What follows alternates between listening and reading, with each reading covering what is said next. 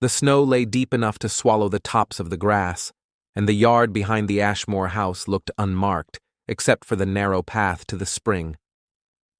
On the night of November 9th, 1878, the lamps gave a weak honey light over the table, and the stove gave a steady tick as the iron cooled. Charles stood, pulled on his coat, and took up the empty bucket. He said he would be quick. He always was. He lifted the latch and stepped into the cold. From inside, the family listened to the regular crunch of his boots moving away. That sound usually faded, paused near the spring, then returned with the slower drag of a filled pail. Tonight, the crunching faded and stopped. No pause, no pull, no return. Only the wind at the eaves. His father, Jacob, raised a lantern and went out with Martha. The light fell on clean, sharp prints leading from the threshold. Heel and toe. The two of them followed the line across the yard, careful not to disturb it. The prints led on, then simply ended.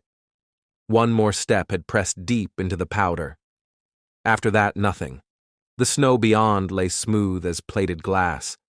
There were no scuffs, no marks of a leap, no second set of tracks, no sign that anything had crossed that place since the storm. They called him until their throats burned.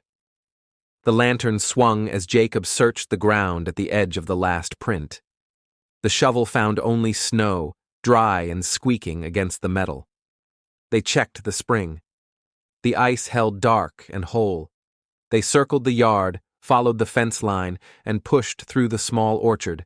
There was no broken branch, no torn cloth, no body. At midnight, they woke neighbors. Lamps moved across the prairie like slow stars as men and boys joined the search. Theories arrived with the men's breath. Someone proposed thin ice and a hidden hole.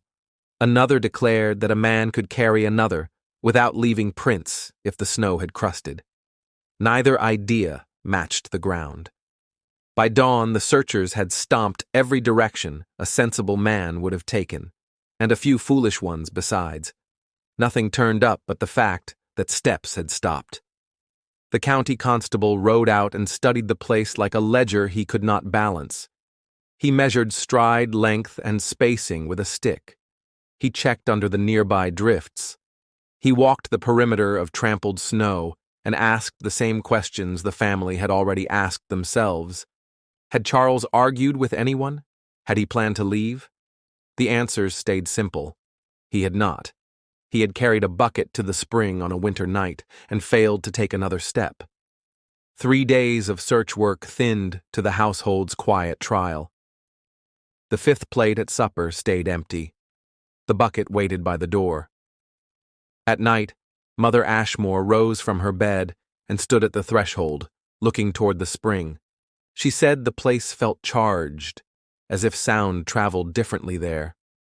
On the fourth night, she woke Jacob and Martha and said that when the house had been still, she had heard him speak her name. She did not claim a ghost. She claimed a voice, his voice, too faint to place and close enough to raise the hair on her arms. Jacob asked her to show the spot. They went out together. The moon gave just enough light to silver the field and the fence tops. They stood by the final print. The lantern's flame steadied. Jacob held his breath and listened until his face ached from the cold. At first, there was nothing but the wind's small hiss, then a thread of sound that reminded him of the boy when he had been a child, calling from the far room down the hall. It came and went, thinned and returned, and never resolved into words. Jacob felt the shame a man felt when fear tugged at him. He said he heard nothing and went inside early. Martha lingered and then said in a smaller voice than usual that she had heard it too. The family began to test the nights. On still evenings, they went out one at a time and stood at the spot. Sometimes the field answered with nothing but the tiny noises winter always gave. The branch touching the fence, a far dog. Sometimes a syllable seemed to form in the air and travel not over the snow, but through it, like a voice caught in the wall of a house. They tried to trap the sound with questions. "Charles, is that you? Charles, where are you?" The night never obeyed. The thread rose and fell without sense, close but unreachable. Neighbors returned to listen. Some heard a whisper and went away pale. Others heard nothing and said grief played tricks. A schoolteacher visited and explained that ears sought patterns. A river pilot stopped on his way through and said the world kept odd corners where distance turned strange. The constable came once at Jacob's request, stood bareheaded in the frost, and afterward admitted only that a murmur had seemed to stir the air. He closed his notebook, unwilling to write what made no legal sense. When thaw came, the family turned the ground with spades along the fence and the path, looking for any sign frost might have hidden. They found none. Spring put mud where snow had been, and the prints that once ended nowhere were washed away. Work returned, and with it the kind of dull courage that came with chores. Still, every trip to the well forced the same quick glance to the right and the same held breath. Summer dulled the edges, autumn brought them back. The voice returned with the first hard frosts and then less often, as if distance had increased. A newspaper man visited that fall. He sat by the stove and took restrained notes, the way men did when they knew a piece would travel and be doubted. He walked the yard and listened to Jacob state the facts in the plain order of a ledger: date, hour, footsteps, last print, search. He promised only to put it down as he had heard it. His article brought strangers who wanted to stand where a man had vanished. Some came with ready verdicts and left with the same. Others stood quiet a long time and went away saying little. That week, Jacob tried order against the impossible. He drove small stakes along the path at boot-length intervals and numbered them with charcoal. Each evening he and Martha paced to the last print and noted the way breath carried, the way the lantern flame leaned, the way sound traveled when they spoke low. They lowered a rope with a bell into the spring to prove to themselves that no opening hid under the ice. The bell never rang. They set a scarf on a peg by the final heel to learn whether a drift shaped and unshaped the ground. The scarf gathered frost and nothing else. As the years turned, the household learned to live in the company of a question. They stored Charles's coat and hat and never gave the bucket away. They taught themselves how to say his name without summoning hope. Every winter, someone would ask to see the place.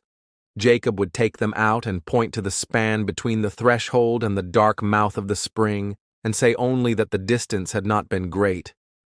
People argued over what could explain it. Those who preferred simple answers chose misstep and drowning, ignoring the intact ice and the unbroken snow. Those who favored stranger notions spoke of traps in the air, of a tear in the world's cloth, of the earth taking back a son. The Ashmores did not argue. They kept their farm, buried elders, married daughters, and left the path to the spring where it had always run. In quiet hours, the mother still paused at the door. She pressed her palm to the wood and listened a moment longer than she needed to, as if careful listening had ever made a difference. By the time memory replaced expectation, the voices had become rare as halos around the moon. Years later, a winter came and went without a single stirring. The house stood, the fence silvered, and the spring took its water in the dark like it always had. The story traveled without them, gaining polish and argument and certainty in other mouths. At home, the fact stayed plain. A young man had carried a bucket into his own yard and vanished as neatly as breath on a pane of glass. His last heel remained in family memory the way a photograph did, precise and ordinary. Everything beyond it remained smooth and unmarked. Thank you for listening to The Lantern's Tale. Subscribe for more true stories, if you dare.